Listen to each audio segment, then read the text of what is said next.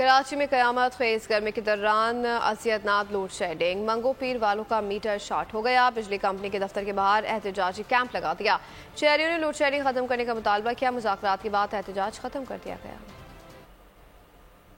मजबूर हो गए हैं एहतजाज के लिए कि यहाँ एहतजाज करें और थोड़ा इसको बताएं कि लोग परेशान हैं, यहाँ गुर्बत का इलाका है, यानी गरीब लोग रहते हैं। इससे पहले भी हमारे जो इतने बड़े अकाबरीन हैं इन्होंने तकरीबन काफ़ी मरतबा इनके साथ मुज़ाकरात किए, तब तक वो लोग मान जाते हैं कि लोड शेडिंग ज़्यादा नहीं करेंगे, लेकिन उसके बावजूद भी ये लोग नहीं मानते और 12 से 16 घंटे तक ये लोग एहतजाज करते हैं। इस धरने वालों के तकरीबन 5-6 मुतालबात थे।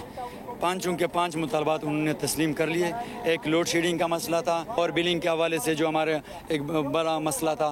तीसरे मुतालबा था फीडर बंद न हो, पेमटी बंद न हो, यहाँ का जो दफ्तर है उसको मुकम्मल तौर पर फ़ाल किया जाए। तो उन्होंने कहा मंगल के दिन इंशाल्लाह हमारी ये दफ्तर मुकम्मल तौर पर फ़ाल होगी।